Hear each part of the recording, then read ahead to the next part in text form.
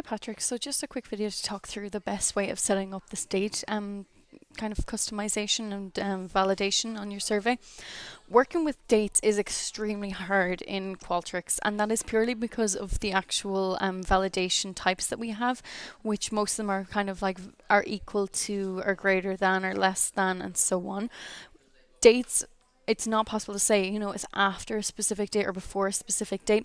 So usually for validation on dates, we'll have to work in number format. With these questions that come from our library, which is the drop down that has like the days, the months and the years already in drop down format, and also our actual calendar question. I'm going to just preview this really, really quickly to show you. Basically, with our calendar question, the problem is that this is the data that will be recorded in. Basically, it's month, day, year. When we're working with dates, usually we would have to do it in a number format. So Qualtrics will read this as a number 061421 or 2016. If we were to say is greater than or is less than this, we need this to be in the format of year, month, day in order for that to actually make sense and for the number to always go upwards once a day goes forward. So it actually has to be in year, month, day in order to do kind of math based off of that. With this one, it's not possible to basically say if they answer January and it's past January. It's not really possible with the logic that we have, because in our survey flow we can pipe in today's date in a number of different formats, but the only one that's actually useful is going to be the year, month, day format.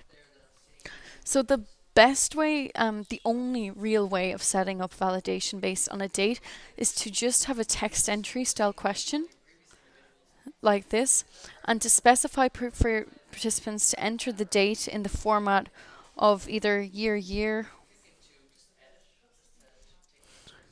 month, day. Now you can have hyphens, you can have slashes in between. That's absolutely no problem. It will still just ignore those and read it as a number. Or obviously you can have a 4-digit year if you'd prefer as well. So just basically say, please enter the date for whatever question you're asking. Please enter this in the format year, month, day.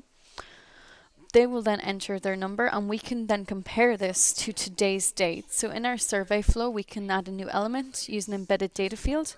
We can call this date, and for the value, we can use pipe text for date/time. So we can say current date/time, do it in the format year, month, day.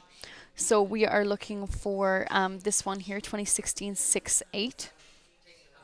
So I'm just going to use this. I'm going to move this up to top so it's the very first thing that gets captured, and I'm going to click Save Flow.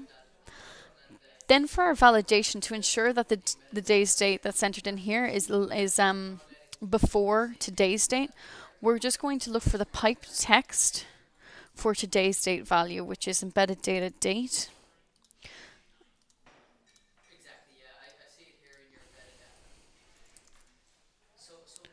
So we're looking for this piece of code here. I'm going to copy that. Then in my validation, I'm going to go for custom validation. And I'm going to say if question 7, year, month, day is less than today. Because remember, it's doing it in number format, and as the days go on, the number will always go up because it's in this format of year, month, day. So the number is always getting bigger. It will never get smaller.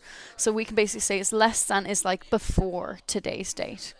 And then just load up an error message to display on this validation failing. So you can basically say this date is before or it's after today's date or something like that, and then just click save and you should be good to go.